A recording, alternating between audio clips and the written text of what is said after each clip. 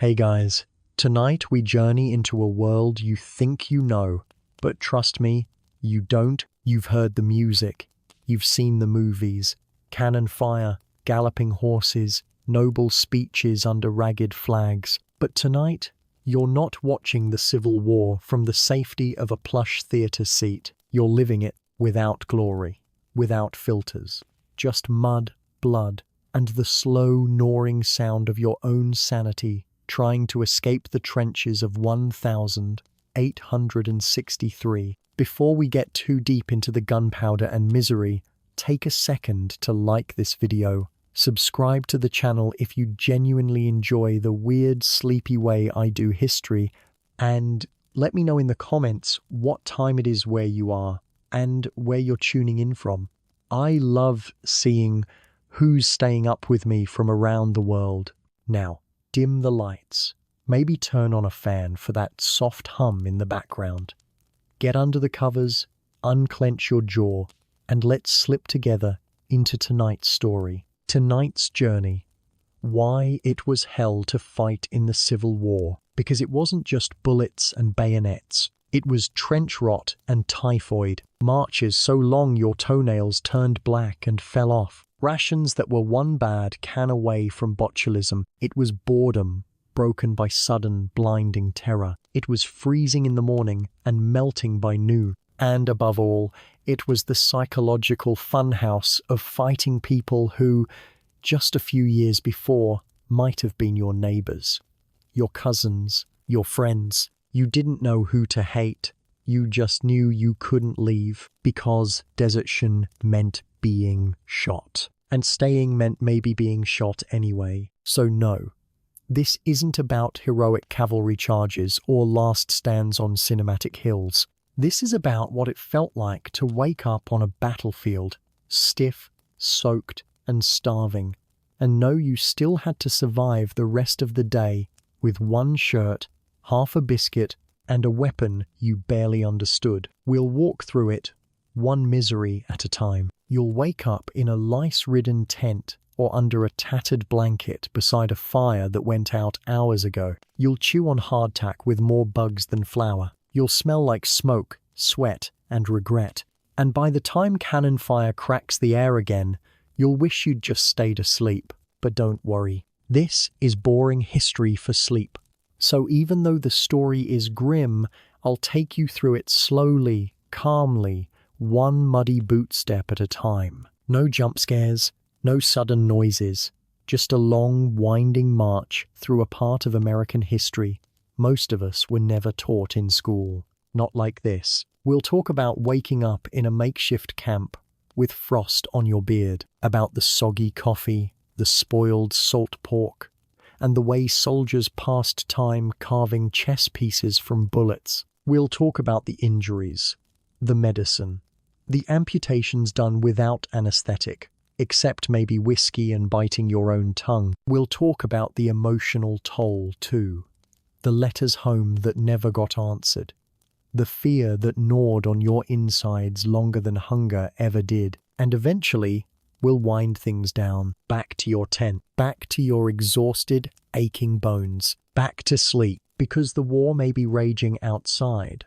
but here, inside this quiet space, you are allowed to rest. So close your eyes, and let's begin with part 2, waking up in the past. You open your eyes, and for one disoriented moment, you forget where and when you are. But the cold reminds you, quickly, sharply, you're not in a bed, not even close, you're on the ground. A shallow depression of matted grass and old ash where a campfire burned out in the night. No pillow, no mattress, just your bedroll if you were lucky enough to still have one laid over soil that drank last night's rain like it was thirsty for your misery. Your blanket is damp, soaked through in places, and the wool, that scratchy grey military-issue wool, clings to your skin like it's trying to fuse with it. The air is still, but heavy and cold. So cold it seeps into your jawbone. Your breath clouds in front of you as you shift, stiffly, joints popping, like dry twigs in a fire. Your back screams, your knees protest, and your neck, well, that never stopped hurting 2 weeks ago when you stopped sleeping on anything softer than a canteen. The first sound you hear is someone coughing, not just a little morning throat clear, a wet, phlegmy, deep cough, the kind of cough that sounds like it comes with blood. Then footsteps crunching frost. A soldier, could be from your unit, could be someone lost in the half-light, stumbles past. Boots squelching slightly from yesterday's march through mud. You sit up, regret it instantly. Your uniform, blue or grey, doesn't matter, is wrinkled, sweat stiff, and smells like campfire, mildew, and your own exhausted body. It hasn't been properly cleaned in weeks, maybe months. You can see the salt lines from old sweat on the collar. The grime under your fingernails is embedded so deep it may never come out. You reach for your boots. They're wet. Again, you slept with them under your coat to keep them from freezing solid, but it didn't help much. Your socks are still damp from the last river crossing. You can't feel 3 of your toes. Probably fine, probably not. Somewhere nearby, a pot clinks. Someone's trying to boil coffee. Or at least water that vaguely remembers what coffee used to be. You try to stand. The first step is more of a fall forward. You catch yourself on a stump. Your legs are still half asleep, numb from the cold. Your hip feels like it's been kicked by a mule. You stretch, groan, then immediately flinch from the noise. Sound carries, and there's always the chance someone with a musket is awake and jumpy. You look around. The world is barely lit. Dawn creeps in like a thief, slow and grey, painting the trees with fog. Crows sit on the bare branches above you like judgmental sentries. One caws, loud, startling. You nearly drop your belt buckle. The camp is quiet, too quiet. A few men stir, coughing, shifting, spitting into the grass. The lucky ones still sleep. The unlucky ones already awake, squatting by the fireless ashes, rubbing their hands for heat that isn't there. There's no tent, just tarps strung between trees with twine, or branches stacked into windbreaks that don't break much. Your rifle lies beside you, wrapped in oilcloth. You check it, not because you're about to use it, but because you have to check it. The iron is cold. You can still see the dent from that last skirmish. No one fixed it. No one had the tools. You whisper to it, "You still with me?" It doesn't answer, but you sling it over your shoulder anyway. Around you, you see what used to be men. Now they're just shapes in threadbare coats, hunched like scarecrows, skin pale, lips cracked, eyes sunken. You all look the same north or south. It doesn't matter anymore. You all stink the same, shiver the same, bleed the same color. You stagger toward what passes for a latrine, a shallow trench behind a thicket, just far enough from camp to give the illusion of privacy. The ground is slick, leaves coated with frost crunch underfoot. You step over someone's abandoned mess tin. You try not to gag when you pass the trench. There's no toilet paper, of course, just your last few strips of cotton rag.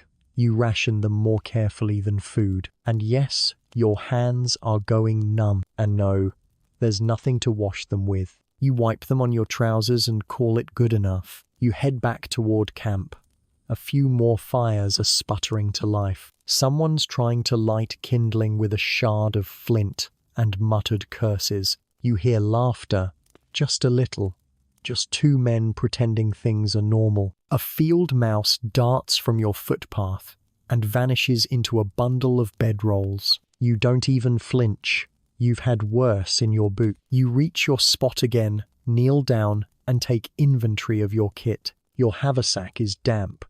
Your tin cup has a chip. You've got half a candle stub, a few blackened matches, and a single hard biscuit in your pocket, wrapped in a handkerchief that smells faintly of home. You sit, you chew slowly, carefully. The biscuit is rock hard. You knock it on your canteen and hear a solid clink. You suck on it until it softens.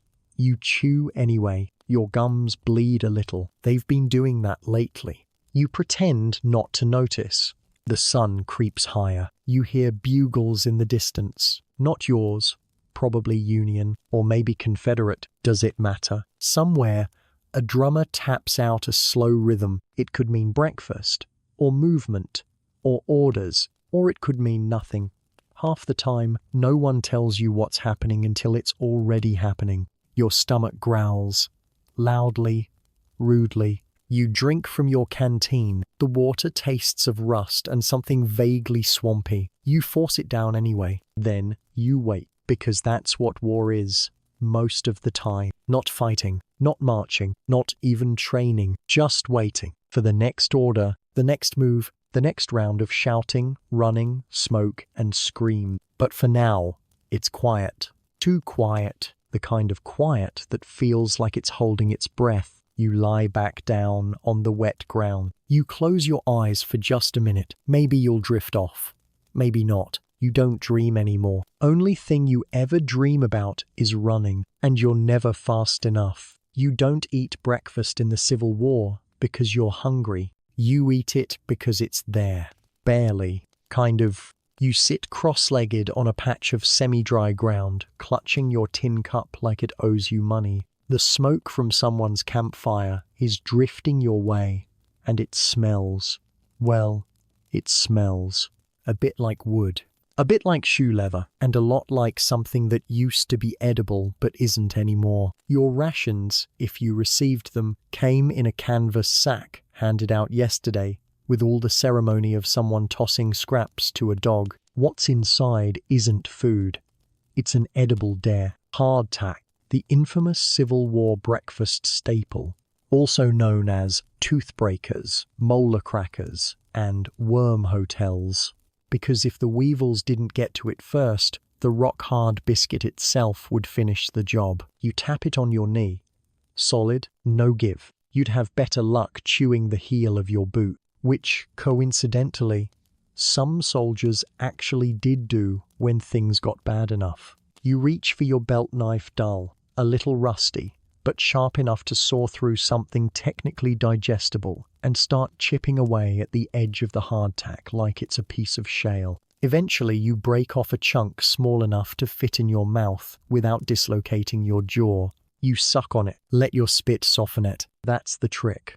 Saliva and patience. It tastes like flour, dust, and the year 1836. Dry, musty, like an attic you weren't supposed to be in. If you're lucky, there's no visible infestation. If you're unlucky, well, protein is protein. Someone nearby is boiling coffee. Not real coffee, not even instant coffee.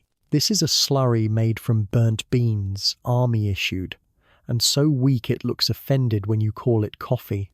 Still, it's hot. Mostly, and it's better than water from the creek you passed 2 days ago, the one with the dead cow floating in it. You pour some into your cup, swirl it around, and sip. It scalds your cracked lips, then slides down your throat like liquid campfire. Your stomach growls again, but it's more a complaint than a request. Your body knows not to expect too much. Other soldiers are chewing in silence, not because it's peaceful, because there's nothing to talk about when everyone's eating the same thing, at the same time, with the same look of grim resignation. Someone tries to lighten the mood. "You know," he says, mouthful of hardtack, "I think this one's fresher than the last batch. Only broke 2 teeth this time." Muffle laughter. Not because it's funny, but because pretending to laugh uses fewer calories than explaining why you didn't. After the hardtack, if you're lucky, you might have salt pork. Salt pork, that magical cut of meat that's almost food. It comes in block, usually pinkish grey, always slick. It jiggles when it shouldn't, and smells like regret soaked in brine. You slice off a piece and toss it in the skillet someone loaned you. It spits angrily at the fire. A few blackened crumbs fall into the flames and hiss like little dying secrets. You try to fry the pork until it's less rubbery. It doesn't work. You chew it anyway. It's salty, unbelievably salty, like someone tried to preserve the concept of flavor by overdoing it. Your mouth dries out instantly. The hardtack feels like concrete in your throat now. You chase it with more coffee. That was a mistake. Now your stomach hurts, but in a different way. You sit back, wipe your hands on your trousers, already smeared with grease and dirt and gunpowder residue, and realize with some small horror, that was the best meal you'll have today. And now, hygiene, which is to say the complete, ongoing lack of it. Let's start with your teeth. You haven't brushed them, not today, not yesterday, maybe not for a week. There's no toothbrush in your pack, no paste, no floss, nothing but the vague hope that chewing hardtack somehow scrapes the worst of the buildup off your molars. Some men rub their teeth with charcoal, or salt, or bits of twigs. You haven't done that in a while, not because you're lazy, because you forgot, because routine is gone, because every day is the same blur of cold mornings, terrible food, and waiting to be shot. Bathing? You laugh. Quietly. Bitterly. You haven't been properly clean since last month, when a passing rainstorm soaked the whole regiment and someone called it nature's bath. You stink. Everyone stinks. Even the officers, although their stench smells slightly more expensive. Your socks have fused with your skin. Your shirt has a colony of something growing in the armpit seam. You've developed a rash on your back that itches constantly, but you can't reach it. Your scalp flakes when you scratch it, which you do a lot. Your hair is greasy and stuck to your forehead. The lice are the worst. You haven't seen them. You've felt them. Tiny legs crawling along your collarbone, bites along your waistline, little red dots appearing like they were painted on overnight. There's no soap, not unless someone's mother sent a bar from home. You did have a sliver of soap once. You traded it for a pair of dry socks and half a jar of molasses. No regrets. Except maybe now, as you scratch your chest and pull back a fingernail coated in what you hope is just dirt. There's a stream nearby. You could go rinse your face, but the last guy who did that came back with something. Cholera, maybe. Or dysentery. He's been lying on a blanket for 2 days now, mumbling about his mother. So you don't go. You wipe your hands again on your pants, spit into the grass, stretch your sore neck, and take a deep breath through your nose. You immediately regret that. Your own body odor hits you like a punch. You switch to breathing through your mouth. It doesn't help. Now you can taste it. And still, the day hasn't even started yet. You adjust your belt, shoulder your rifle, scratch your ankle through your boot, a fun little contortion you've mastered over the weeks, and wait for the next order. March, drill, dig, you're ready. Not because you're strong, but because you have no choice. Because even when everything stinks, burns, or bites, it's still better than doing nothing and thinking too hard. Let's start with your uniform, because it's the first thing you feel every morning and the last thing that dries when it rains. And it's not designed for comfort. It's not even designed for function.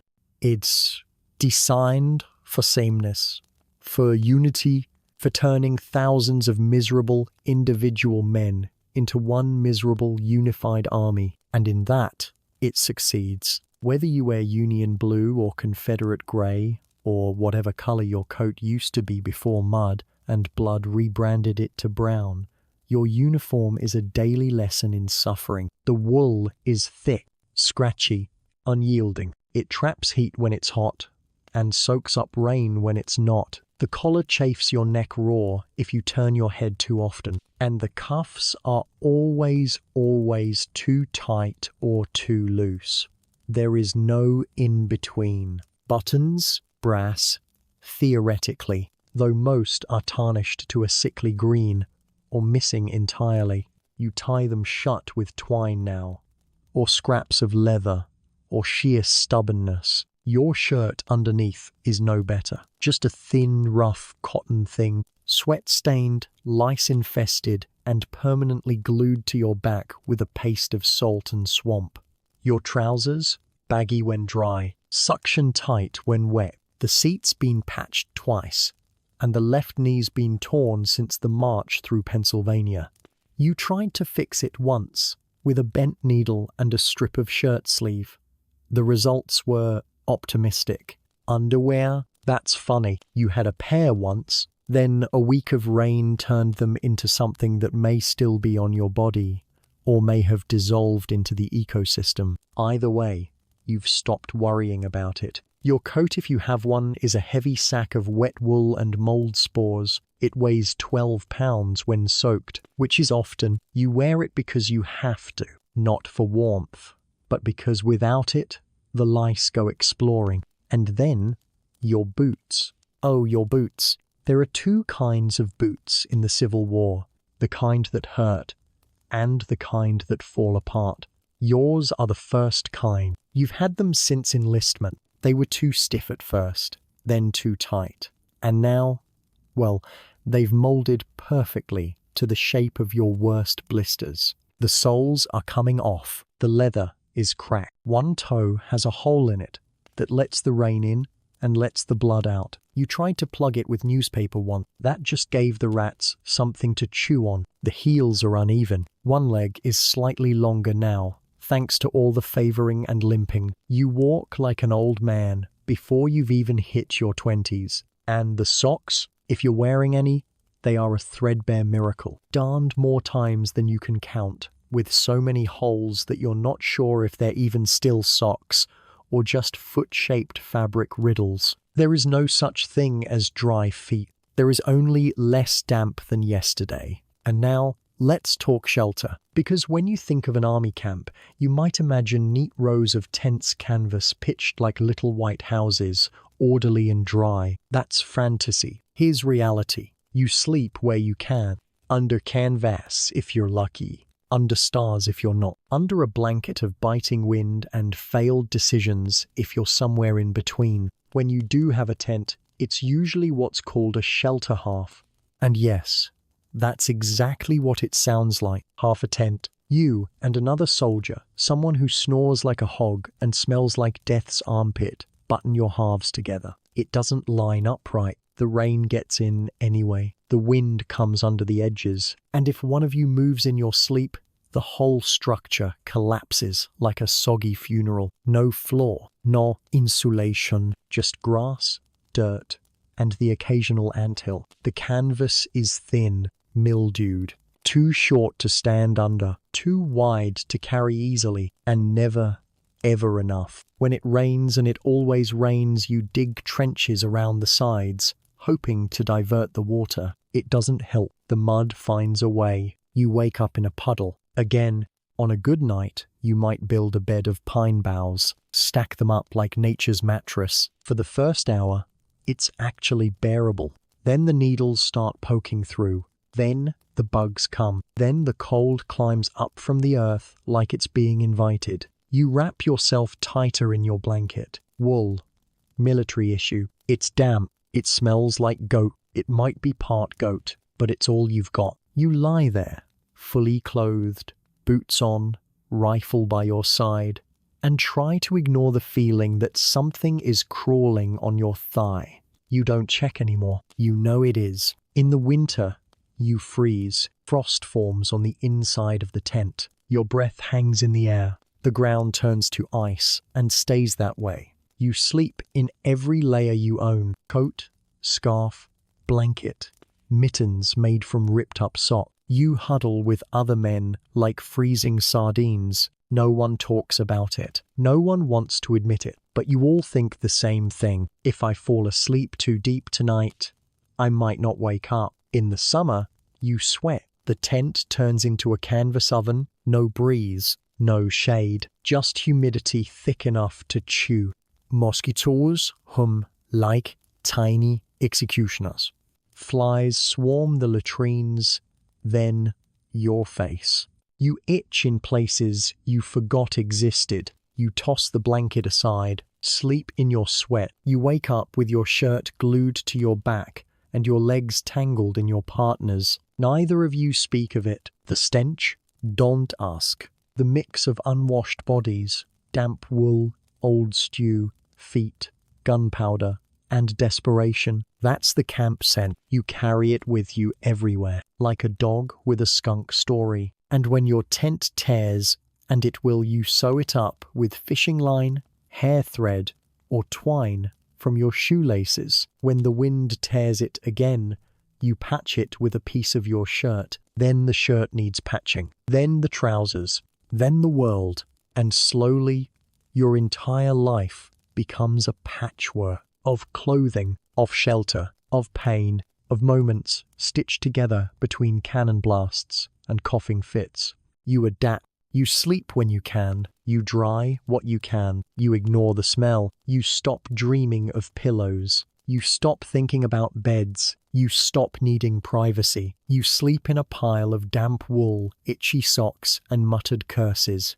And you call it home. Because out here, this is the best shelter you'll ever get. And somewhere in the dark always is the quiet, creeping fear that tomorrow you'll have to pack it all up and leave it behind.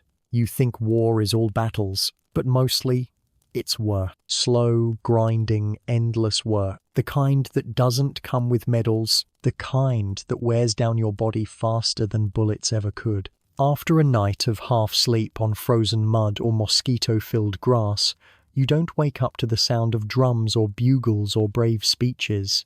You wake up to someone yelling your name, or worse, yelling detail. Because detail means you're on the list, and the list means digging. Digging latrines, digging trenches, digging graves. You grab your shovel, dented, dull, barely a tool anymore, and start scooping dirt that either won't budge because it's frozen solid or won't stop because it's waterlogged soup. Your back already hurts before you lift the first clump. Your boots squelch with every step. The handle has a splinter that keeps finding your palm. This isn't just a task, it's survival labor. You dig ditches around the tents to keep the rain from turning camp into a swamp. They don't work. Nothing works. You chop firewood, or try to. The axe is dull. The wood is wet. You swing again and again until your arms burn and your shoulders feel like they're being peeled apart. Then you haul water from the stream, from a well, from any source that hasn't killed someone yet. You carry it in dented buckets or rusted canteens. It sloshes all over your pants, soaking into your thighs like a cold slap. You know you'll get no dry pair. And that water, it's not clean. You know it. Everyone knows it. But there's no choice. Boil it if you can, or roll the dice and drink. Then there's the cooking. Not some romantic campfire stew. You cook in mess tins blackened with soot and old grease. You stir flour and water into something that vaguely resembles paste and call it gravy. You boil fat. You reheat beans for the 5th time. You chew them anyway. Even your spoon is half charred. You scrub it with sand, or leaves, or nothing. You just wipe it on your sleeve and keep going. Maybe you're assigned picket duty. That's a different kind of labor, the kind where your body stays still, but your nerves do all the work. You stand, alone, in the woods, in the dark, watching, listening. Every snap of a twig could be a deer, could be death. Every rustle of leaves, wind, or a raiding party. You're not sure. Your hands grip your rifle until they ache. You blink and your eyes burn. You try not to fall asleep, because if you do and you're caught, it's execution. That's not a rumor, it's policy. And then sometimes you build things, not just trenches. You help throw up fences, makeshift bridges, roadblocks, and firewood shelters. You haul lumber that's half-rotted and full of termites. You hammer nails with the butt of your bayonet. You stack stones into something resembling a wall. You tear down a barn and rebuild it somewhere else. Worse. Your hands are cut, your knuckles raw, your fingernails split. No gloves, no safety, just blood, splinters, and the occasional groan of someone dropping a beam on their foot. You also clean. Weapons mostly. You scrape dried powder from your musket. Oil the parts. Pick out bits of grass from the barrel. If your ramrod is bent, too bad. Straighten it over a fire or borrow someone else's and owe them. Cleaning your gear is essential because a dirty rifle, it doesn't fire, or worse, it misfires. And misfires in battle don't get second chances. Then there's the fatigue detail. Not about resting. This is where you haul things. Big things. Heavy things. Barrels of salted meat. Crates of ammunition. Corpses. Sometimes it's just trash. You carry out the slop buckets. You dump the waste from the latrine trenches. You shovel it all into a pit and pray you're upwind. You never are. You tie a rag over your face and breathe through your mouth. You gag anyway. You smell it for the rest of the day, sometimes longer. Laundry, that's your problem. You beat your shirt against a rock, rinse it in cold water, and hang it on a branch. It drips for 2 days and still smells worse when it's clean. You try to sew that ripped sleeve. The needle bends. The thread snaps. You give up halfway through. You see someone boiling their socks in a tin pot. You're not sure if it's for sanitation or stew. You don't ask. The officers might be sitting under a tent flap, playing cards, or writing letters. But you're digging, lifting, chopping, carrying. Your muscles never rest. Your knees creak. Your shoulders click every time you reach for something. And when the day's labor ends, it doesn't, because you still have to eat, still have to mend, still have to prep for tomorrow. And when you finally collapse into your damp blanket and itchy wool, some sergeant might shout your name and tell you it's your turn for watch. Or worse, there's marching, miles and miles, mud that sucks your boots off, heat that bakes your brain, rain that soaks you all the way to your soul. No roads, just trails of churned dirt and blood. You stumble, slip, stand back up, keep going. No one asks if you're tired. No one cares if you're sick. You walk until your feet go numb, then you walk further. And somehow, amid all this, you keep a spoon tucked in your pocket. You guard your tin cup like it's gold. You carry a photo of someone you love now curled, water-stained, and unreadable. Because the only thing harder than surviving the labor is surviving the reason you're doing it. Out here, under a sky full of smoke and stars, surrounded by the groans of the wounded and the whispers of the dying, belief isn't optional. It's survival. Not the kind you can eat or shoot, the kind that holds your soul together when your body's falling apart. For many soldiers, North and South religion was the only thing stronger than fear. And fear was everywhere. Before the war, maybe you went to church on Sundays, maybe you didn't, maybe you believed in God with all your heart, or maybe you just went along with whatever your family did because it was easier than explaining why you didn't. But out here, everyone finds something to believe in, because once you've seen a man's insides spill out on the grass, once you've dug a grave for a friend whose name you can still hear in your sleep, you start to ask questions, big ones. Is there a heaven? Is there a hell? Is this war a punishment? Is anyone listening? The chaplains tell you yes. They walk from camp to camp in their worn-out boots and hand-me-down coats, preaching under the trees, with Bibles that barely hold together. They talk about salvation, duty, forgiveness. They say death is not the end. They say God is watching. Some soldiers cry when they hear it.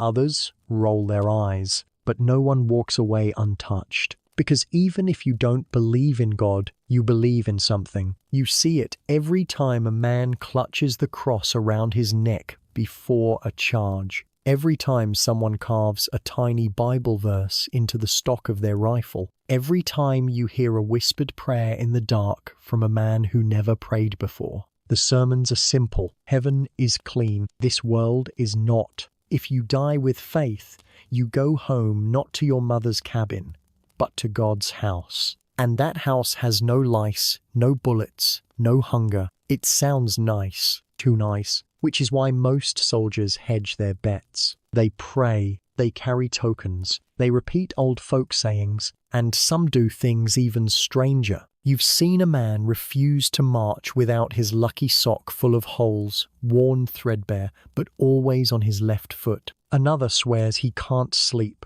unless he places his boots facing north. A third won't eat unless he says the same strange blessing his grandmother taught him in German, a language he barely remembers, but won't let go of. Superstition isn't just tolerated, it's respected. Mocking another man's charm or ritual is like mocking his rifle. It's a bad omen. And the omens? They're everywhere. Crows flying east at dawn, a broken bayonet before a march, a watch that stops ticking just before battle, someone singing before breakfast, all of them bad signs. If a man dreams of his mother crying, someone will die. If you see a dog lying belly up on the road, turn back. If your coffee boils over, dig deeper. The artillery's coming. There are whispers about men who saw ghosts on picket duty. Soldiers who heard voices calling their names from empty fields, a company that vanished into the fog and was never seen again. Even the skeptics don't argue, not out loud. They just touch the small items they keep: close medals, pocket Bibles, folded notes, and pretend not to believe as hard as they do. You've got your own habits. Maybe you say the Lord's Prayer under your breath before every battle. Maybe you carry a pebble from your childhood creep. Maybe you press your fingers to the inside of your coat where a ribbon from someone back home is sewn into the lining. Religion out here isn't soft or philosophical. It's rough, raw, loud, and desperate. You've heard the preachers scream that this war is a holy cause, that the Union must be preserved, that slavery must end, or, depending on your side, that states' rights must be defended, that Southern soil must be protected, that the Northern armies are godless invaders. Both sides believe they're right. Both sides think God is on their side. Both sides quote the Bible. You start to wonder if God ever picks sides, or if he just watches, or if he's gone. There are camp revivals too, the kind that start with a hymn and end with 100 men crying like children. Men kneel in the mud, hold hands, ask for forgiveness they're not sure they deserve. The chaplain talks about grace, about how no sin is too great, about how even in war, especially in war, the soul can be saved. Then someone plays a fiddle, and someone sings, and the tears dry, and the night settles. But in the morning, you still wake up in the same place. You still kill. You still see things you can't unsee. You still wonder if belief changes anything at all. And then you see something strange. A man shot clean through the shoulder, walking back to camp like he's fine. A bullet passes through your coat and misses you by an inch. A friend who always kept to himself pulls a fellow soldier from a burning wagon with superhuman strength. You chalk it up to chance, or you call it divine. Doesn't matter. You write it down in a letter not to explain it, but to remember it. Because out here, anything that helps you keep your head above water is sacred. There are soldiers who read their Bible every night, under candlelight or moonlight or firelight, eyes scanning words they've read 100 times already. They don't read for knowledge, they read for peace, for rhythm, for the illusion that something ancient is still holding them together. Others drift toward older beliefs, pagan things, whispers from home, old wives' tales, a circle of salt around your bedroll, a rabbit's foot tied to your belt, a pouch of dirt from a family graveyard. Some men say if you carve your name into a bullet, it won't kill you. Others say the opposite, that once you name it, it finds you faster. And some stop believing in anything at all. They stare into the fire and say nothing. They walk into battle with blank eyes. They stop praying. They stop hoping. They just survive. Or they don't. There are no atheists in foxholes, they say, but in the Civil War, there are exhausted believers, fractured believers, Believers who scream their prayers and spit blood at the sky, because belief isn't gentle here, it's desperate. And yet, it's still there, in the way you bow your head before eating moldy bread, in the way you mutter a blessing over a dying comrade, in the way you talk to the moon like it might talk back. You don't have to understand it, you just hold it, because it's the only thing that hasn't broken yet. There's a strange rhythm to life in a war camp. You don't live from day to day. You live from meal to meal, or what passes for one. The hunger isn't always sharp.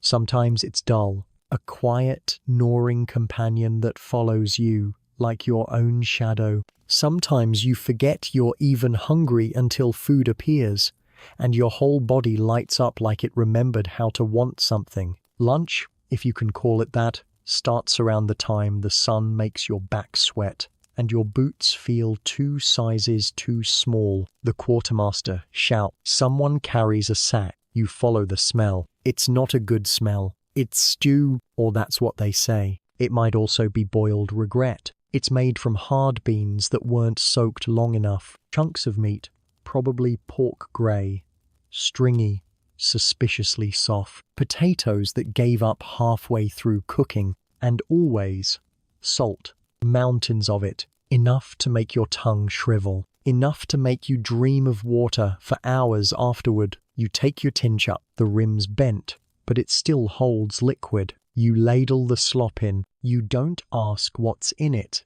because the truth, you've eaten worse. One time, they served something called desiccated vegetables, pressed into bricks like punishment. You boiled it in your cup, and it turned into greenish sludge. Like someone melted a scarecrow, you ate it anyway. Because your body doesn't get picky when calories are on the table. Sometimes you get rice, or cornbread, or if the supply wagons didn't get stuck, a piece of bacon the size of your palm.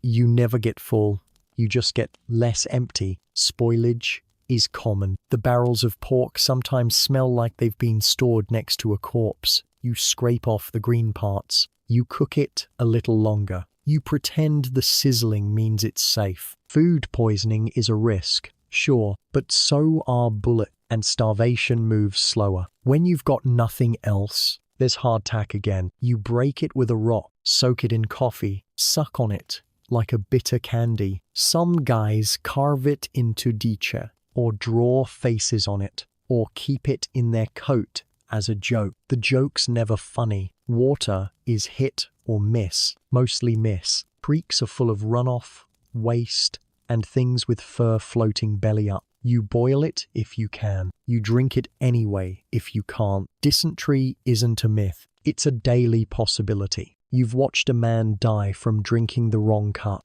His scream still echoes, but the body needs something, so you drink, and you hope. Then on some nights there's drink, not water, not coffee, but liquor, whiskey, rum, rot gut with a name and origin no one can agree on. It burns like fire, smells like varnish, feels like freedom for about 15 minutes. You sip slowly, if you're smart. You down it if you're not. You wake up next to a tree, shoeless, questioning every decision you've ever made. Still, it's better than nothing, better than thinking, better than staring into the fire and remembering things you'd rather forget.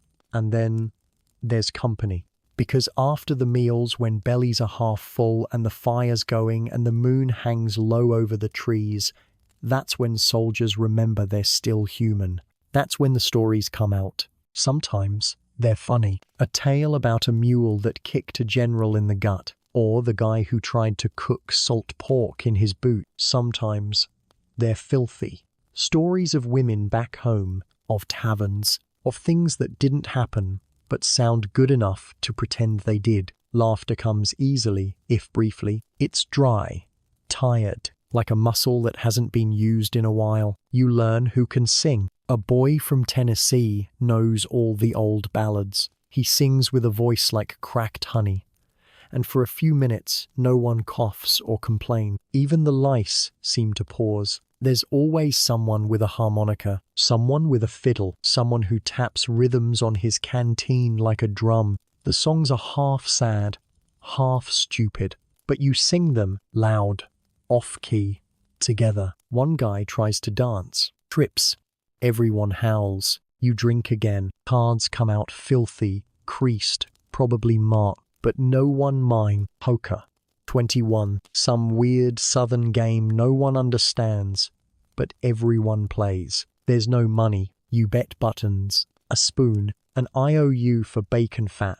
The games last until someone cheats too well. Then fists fly. Then laughter again. Then someone passes out in the dirt. Once in a while, a chaplain joins in. He doesn't drink, doesn't play, but he watches, smiles, because even he knows this is holy in its own way. In a camp of filth and fear, this is communion. Once, someone smuggled in a bottle of real bourbon, real, smooth, dark. They passed it around like it was sacred. Someone cried when they sipped it, didn't say why, didn't have to. Sometimes there's theatre, not Shakespeare, not anything with a script, just a guy with a knack for impressions, or two buddies doing a comedy act about the officers. One time, a drummer boy put on a puppet show with 2 socks. It wasn't funny. It was hilarious. You laughed until your ribs hurt. You needed it, because tomorrow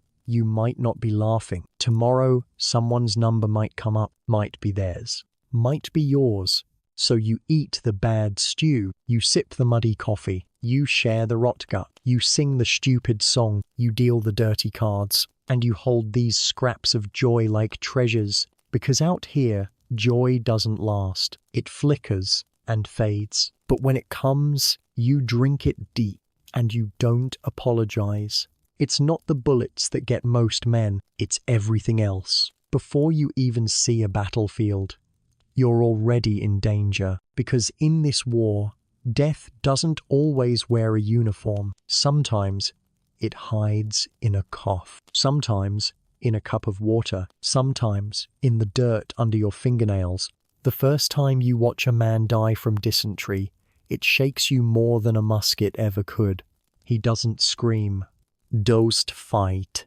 He just weakens slowly, completely, until there's nothing left of him but fever and silence. And that's the terrifying part. Death isn't always dramatic. Sometimes it's just quiet. It begins with the shivers, a little cough, a stomachache. You think, I'll be fine. You drink some water, sleep it off.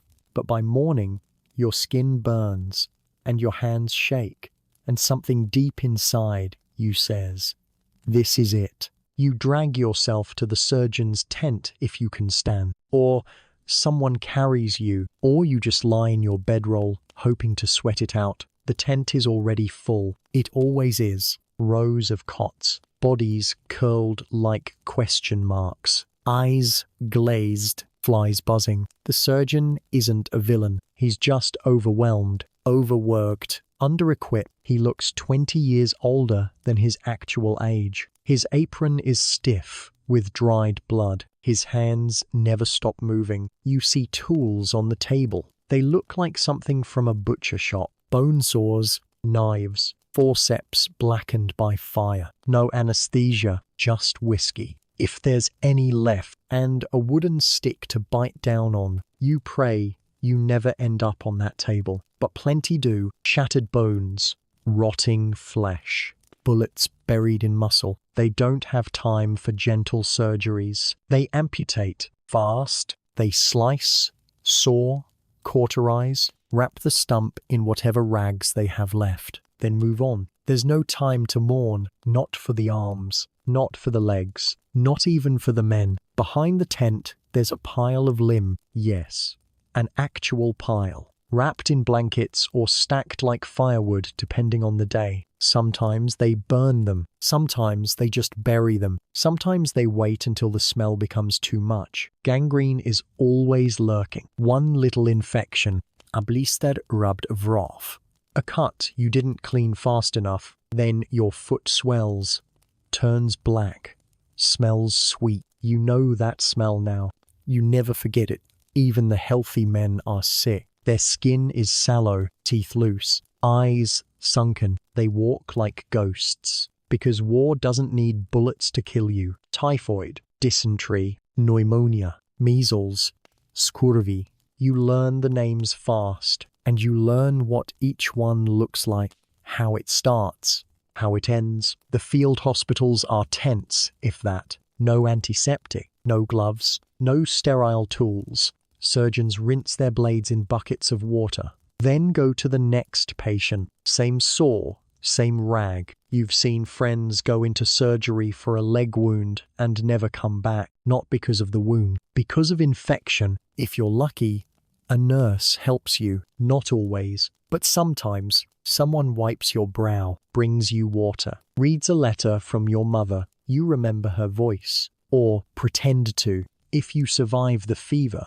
you've earned something rare, a second chance. But you'll never be the same. Your lungs are weaker. You cough every morning. You can't stand in the sun too long without shaking. And always you feel the eyes of the ones who didn't make it. You remember their name, their faces, their last words. Some were calm, some begged, some just stared into nothing and slipped away without a sound. There's a man in your regiment who talks to the dead. At first you thought he was joking. Now you're not so sure. You hear him whispering at night, calling out names, asking forgiveness. Maybe he sees them. Maybe you will too someday. Some deaths are fast. Cannon fire, a bullet through the neck. Escape-strike. You envy those. Because the slow deaths, the sickness, they stay with you. They rot you from the inside out. Make you question every decision, every drink, every time you didn't wash your hands, even when there was no water to do it. There's fear in this camp, not just of the enemy, but of coughing, of blood in your stool, of the surgeon's nod, of waking up and not being able to breathe. Men stop talking about it. They act like they're fine until they're not. You lie down next to someone one night. By morning, the blanket's over their face. You don't cry. You just roll over and wonder how many days you have left. Your faith wavers, then strengthens, then disappears. You bargain with God, with luck, with your own body. You promise to be better, to write home, to stop chewing tobacco, to avoid the whiskey, and the next night you cough twice and wonder if it's begun. Some men leave camp to recover. Hospitals back home, rest, food, clean sheets, but most don't come back. And the ones who do, they're quieter now, sunken, like something was left behind on that hospital bed. And it wasn't their illness. The truth is, you're surrounded by death. Every day, every hour, it's in the air, in the mud, in the water. You walk with it, eat with it, sleep beside it, and eventually you stop flinching when it comes. You just nod, because in the Civil War, dying wasn't a tragedy. It was an expectation. And living, that's the part no one prepared you for. When you think about war, you think about soldiers, uniforms, rifles, mud, and marching. But the war didn't stay on the battlefield. It followed every soldier home. It hollowed out kitchens. It aged children before their time. It turned women into doctors, farmers, undertakers, and sometimes soldiers themselves. You might be out here coughing up smoke in a battlefield trench, but part of you is still there back home, wherever that is, with the people who have to survive without you, all because of you. Wayman didn't just wait. That's a lie they told after the war. In the books and the song, Wayman worked. They sewed uniforms, melted down scrap metal for bullets, tended fields, while the men were off bleeding somewhere they'd never seen on a map. Some followed the armies, not in disguise, not always. They were laundresses, cooks, nurses, carrying water and blankets and prayer into places the officers wouldn't step. And some disguised themselves tightly bound chests, short hair, fake names scribbled on enlistment papers. You might have marched beside one, might have shared a tent. You wouldn't know. They didn't always get caught. And when they did, some were sent home. Others were buried in full uniform. No questions asked, because by the time someone found out, They'd already done the same work, slept in the same mud, aimed the same rifle, and sometimes they'd bled more bravely than men twice their size. But not every woman had the chance to fight. Most were left behind with children,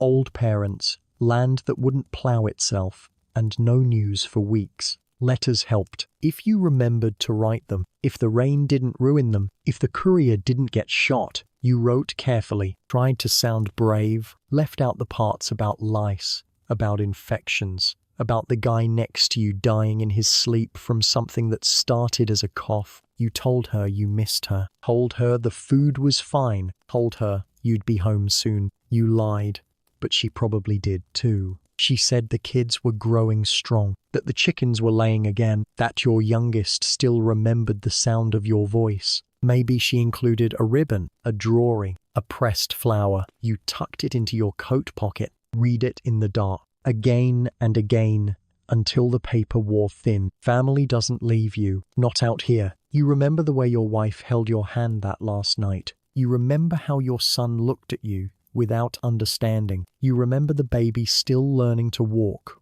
wobbling in the doorway as you marched down the road. You remember their faces when the war seemed noble, before it started to rot. You weren't the only one who suffered. Back home, families starved.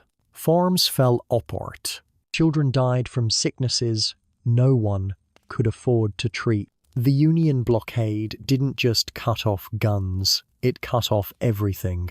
Salt, flour, fabric, medicine. Southern families learned how to stretch nothing into something. Wheat coffee, cornbread without corn, homemade soap from ashes and grease. Northern families weren't immune either. You might have had more access to supplies, but you still had to explain to your child why daddy wasn't home for Christmas, why the neighbor boy came back missing a leg, why the preacher kept showing up with letters in black envelope. Women ran shops, ran farms, buried husbands. They held funerals with no bodies. They planted gardens on graves that might not even be the right one. They gave birth alone, sometimes in the same beds where they'd said goodbye. And children? They didn't stay children for long. Boys took over plowing fields, fixing roofs, tending livestock. Girls became mothers to their own siblings. Sometimes the older ones joined the army, bugle boys, drummer boys, sometimes even fighters, barely old enough to shave. You've seen them, those baby-faced soldiers trying to hold rifles bigger than their arm, trying not to cry when the cannon fire starts, trying not to throw up when they see what a bullet does to a man's stomach. There's one in your regiment, 14 maybe, says he's 16, no one questions it. He sings at night, quiet little song his mother taught him. Probably you look at him and wonder if you ever had that much hope. War makes orphans long before it kills a parent, because once someone leaves to fight, to march, to vanish, their face becomes a memory. And memories aren't enough. Some families moved west, started over, left graves behind. Others stayed, held on to what little they had, waited by the window for letters that never came. When you think of war, you don't picture the kitchen table missing a chair. You don't picture the wedding dress that never got worn, or the baby named after a father who would never hold her. But those are battlefields too, just quieter ones. There were women who never married, not because they didn't want to, but because every man their age came back broken or didn't come back at all. There were children who grew up with silence, where stories should have been. Boys who learned to sharpen tools before they learned to write. Girls who inherited grief before they inherited anything else. And still, families tried to go on. They rebuilt, replanted, relearned how to live without screaming at every doorknock. Some never healed.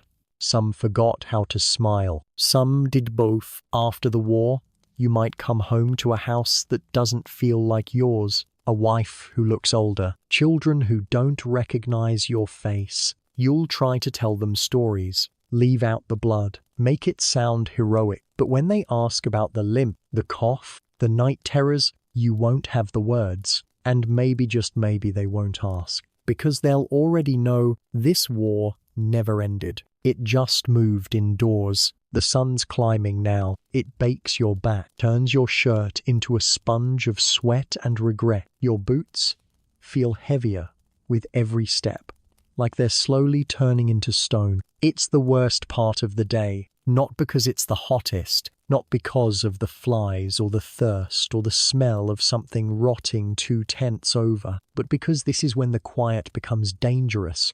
Afternoon is when boredom curdles into anger, when idle hands stop being tired and start looking for trouble. You're tired, not just in your bones, but in your patience. You've heard the same voice tell the same story about the same battle for the 3rd day in a row. If he says bayonet charge one more time, you might scream. Someone else is bragging about home, about how many acres his father owned, about how many books he's read, about how this war is a great moral cause. You try not to throw your spoon at him, because rank still matters.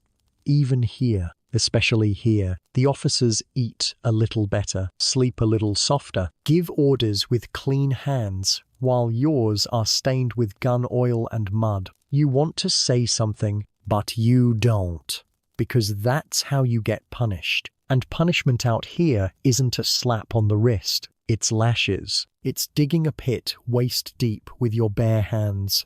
It's standing at attention in the sun for hours while your skin boils and your knees lock. You've seen worse. You've seen a man tied up, spread-eagled between 2 trees for stealing from another soldier's pack. You've seen someone branded for desertion. You've seen things that don't belong in a free country. But this isn't a free country out here. This is a machine, and machines don't care if you're tired or hungry or just trying to survive.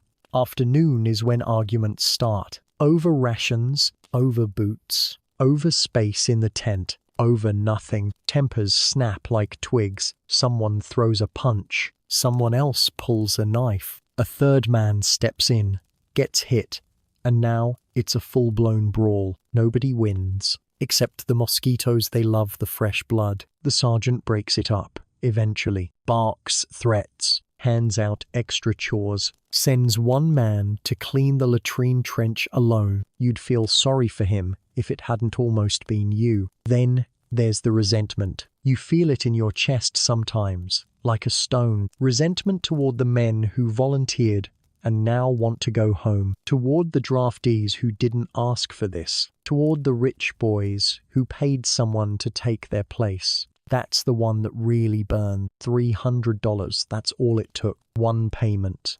And you could avoid the draft. But not you. You don't have $300. You don't have $3. So you marched. You fought. You blued. While someone else stayed home, sipping coffee and reading the papers. You've seen those men visit camp clean-shaven, soft-hand, asking questions like it's all a game. You want to scream at them, shake them, trade places just once. They'd never last a day. Afternoons are also when the racism comes out. Whispers, jokes, loud arguments about whether black men should be allowed to fight. You've heard it all. They're not fit for battle. They'll run. They'll steal. But then you see them, the colored troops, marching with rifles, standing straight in the Sunday, bleeding, dying, same as anyone else. Sometimes better. You remember one black regiment that held their line while half of your own ran. You remember the look in their eyes, not fear, but something harder. Like they'd waited their whole lives for this one chance to be seen. But even then, they don't get treated the same. Worse rations, worse pay, more dangerous jobs. You try to speak up once. The look from your sergeant silences you fast. There are rules, unspoken but enforced. Break them, and you pay. Then there's desertion. No one talks about it, but everyone thinks about it. It starts as a whisper. I heard someone slipped out last night, gone before morning, left his boots behind. Sometimes you find a trail, sometimes just an empty blanket. You wonder if they made it. You hope they did, but you also know the punishment. If they catch you, you're brought back, tied to a post, shot by your own men. You've seen it once. A firing squad, 10 rifles, one loaded with a blank, so no one knows who killed him. That's supposed to ease the guilt. It doesn't. You still hear the crack of it in your dreams. Some men desert, not for cowardice, but for family. Their wife writes of starving children. Their mother begs them to come home. They pack up and go. No medals, no speeches. Just a long, quiet walk into outlawry. Some are caught, some disappear forever. You think about it sometimes, late at night, when your back aches and the fever's back, and you remember there are people who would welcome you home, but you stay, out of duty, out of pride, out of fear. Maybe all three. Afternoons are also when the shadows get longer, when the war feels closer.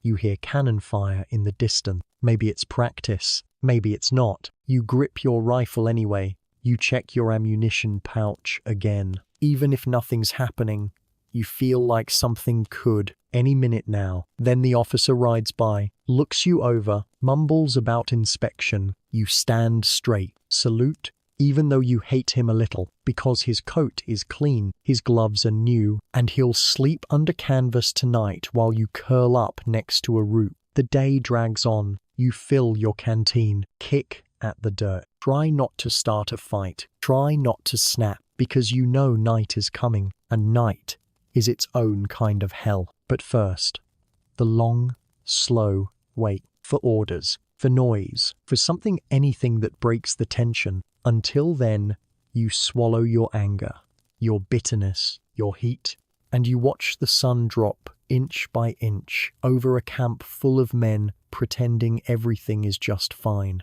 The sun disappears like it's afraid of what's coming. And honestly, it should be, because night in a civil war camp isn't quiet. It isn't peaceful. It doesn't feel like sleep. It feels like waiting, like being watched. The fire pops and cracks, drawing long shadows across the camp like reaching hands. A breeze stirs the smoke, and for just a second, you catch a whiff of something that doesn't belong. Burnt fabric? Gunpowder? You don't know, but your hand drifts toward your rifle anyway. Not out of panic, just habit, because by now you've learned the dark hides things, and most of them aren't good. This is when the fear shows up, not the kind that roars, the kind that whispers. You roll out your blanket, careful to smooth the ground underneath. No rocks, no roots, just mud, always mud. You try to settle. You adjust your coat, your gear, your cap. You try to find a position that doesn't make your spine scream or your hip feel like it's being ground into the earth. You fail. You lie back anyway. The stars blink down, indifferent. Someone nearby starts coughing. A deep, wet, hopeless cough. It keeps going. You count the seconds between each one. You lose count. You stop trying. Your body aches. But it's the kind of ache that doesn't scream, it just hums, quietly, like a warning you can't shut off. A branch snaps in the woods. Your eyes fly open. It could be nothing. A raccoon. A deer. A night patrol. Or it could be something worse. You don't sleep deeply out here. You never do. You sleep like a hunted animal, ears twitching, breath shallow, muscles always just a few seconds from running. You remember that time, 2 weeks ago, when a Confederate unit raided a Union camp at night, slit throats, stole rifles, left behind nothing but empty boots and fresh blood. Or was it Union men who did it to the Rebs? Does it matter? You roll onto your side, stare into the fire. The flames are low now, just orange coals and little ghosts of heat dancing in the ashes. Someone farts, someone laughs. It breaks the tension. You almost smile. But the darkness presses closer, and it's not just the enemy you fear, it's fire. Not battle fire, campfire. One stray ember, one gust of wind, and the whole place could go up like dry pine. You've seen it, tents ablaze, men running, screaming, covered in sparks and oil and terror. There's no fire brigade out here, just water in dented pots, and panic. So when you sleep near the fire, you do it lightly, one eye half open, every sound a potential death sentence. Then there's the wild animals. Yes, real ones, not the two-legged kind with rifles, the four-legged kind with claws. Wolves in winter, coyotes in the south, even bears. If you're near the mountains, they don't care about your uniform. They care about the smell. And you, my friend, smell like salt pork and failure. Sometimes it's your struts. They chew through rations, climb over boot, run across your face in the middle of the night. One soldier woke up screaming, convinced a rat was inside his coat. It was. They found it later. Dead, still warm. Then there's the worst part, the quiet, when everything stops, no footsteps, no voices, no birds, no wind, just stillness.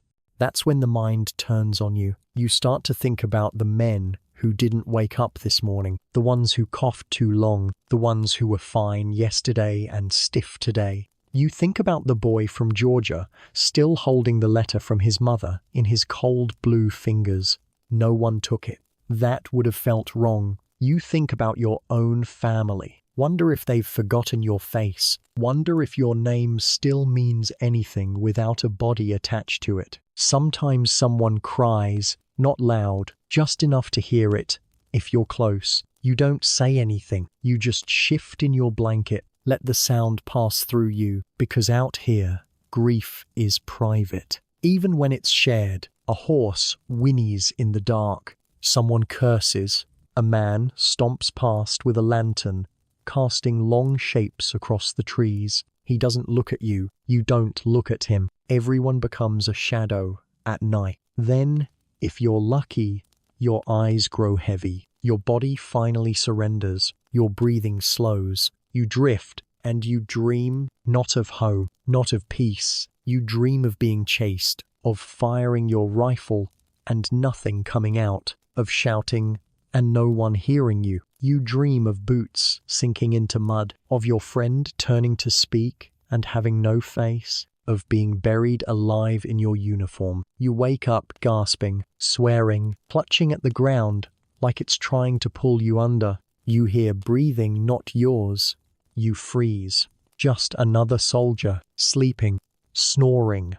You sigh, turn over, try again, try to sleep, because morning will come, and with it, orders, marching, maybe another battle, maybe not. But death never waits for dawn. It lingers in the tent corners, hides in your boots, rests in the fold of your blanket like a passenger waiting for his turn. You don't fear it anymore. Not like you used to, but you respect it. Because every soldier knows, out here, sleep is not rest, it's practice. So here you are, lying in the dark, wrapped in a damp, scratchy blanket, boots on, rifle nearby, a canteen half full with swamp water, a tin plate that still smells faintly of burnt beans. The fire is low now, just red coals and the occasional spark drifting up like a tiny star trying to escape. Around you, men shift in their sleep, cough, snore, whimper. Some mutter names, some whisper prayers, and some are silent, completely. You've seen what it means to fight in the Civil War, but more than that, you've felt what it means to endure it. Because war, despite all its noise and fire and flags, is mostly endurance, not heroism, not glory, not speeches or songs or marching in step. It's waking up sore, marching tired, digging hungry, shivering wet, waiting scared, day after day, week after week, year after year. It's losing a friend in the morning and being told to dig a trench that afternoon. It's watching the young grow hard, the brave grow quiet, the loud grow cruel. It's blood and boredom and the slow, steady erosion of your hope, like a cliffside worn down by wind that never stops blowing. But even in all that, there was still something holding you up. Maybe it was a letter, a voice you replayed in your head, again and again, like a favorite lullaby. Maybe it was a photo, a folded piece of cloth, a name scratched into your canteen. Maybe it was just the man next to you, sleeping with his mouth open, snoring like a hog, but always there, always real. You made it this far. And now, finally, the night is quiet. The bugs have calmed. The wind has softened. Even the stars seem tired. You settle into the ground. It's not comfortable, but it's yours. You've earned this sleep, even if it only lasts a few hours. Even if you're awake with your arm numb and your spine aching. Even if tomorrow brings another march, another skirmish, another name carved into a headboard made of driftwood. For now, you can rest. And as you rest, maybe you can start to let go of it. Let go of the fear, the hunger, the noise, the stink. Let it all slide off your shoulders like that heavy coat you finally took off. Because here in this moment, there are no orders, no officers, no bayonets. Just you, breathing, alive, safe. And somewhere far away, a warm bed exists, with clean sheets and quiet, and hot coffee in the morning, and nobody shouting your name because someone else forgot their shovel. That world may not be yours right now, but it's real. And one day you'll go back to it, or maybe you already have, because this war is long over, not the memory of it, but the living through it. You don't have to wake up in 1863 anymore. No mud in your teeth, no lice in your collar, no rats chewing on your rations, no surgeon with a bloody sore and bad news in his eyes. The war is over, and you're already home. Clean water, hot food, medicine that doesn't involve whiskey and a prayer, a maîtresse, a real one, with springs, and a pillow that isn't rolled up laundry. You're not a soldier now, not tonight. You're just a tired human being, and that's enough. So lie back, unclench your jaw, let the blankets weigh you down, let the noise fade, let the memories fall into sleep like pebbles into a quiet pond. You survived the worst of it, and now you don't have to carry it anymore. You can rest, really rest. Let your muscles go soft, let your breathing slow. You don't need to keep watch. You don't need to be ready. Because out there, in the real world, the war is over. And you're still here, still breathing, still whole in all the ways that matter. So tonight, as you drift off, maybe think about how far we've come, how warm your room is, how quiet it is. No cannon fire, no distant screams, no marching boots, just the hum of the fan, the rhythm of your own breath, and the quiet understanding that you are safe, that you are done fighting, that you are free, and that tomorrow, when you wake up, it won't be in a battlefield, it'll be in a bed. So sleep now. Let the war fade behind you. Let the quiet take over. And remember, you don't have to wake up in 1863. Sleep well.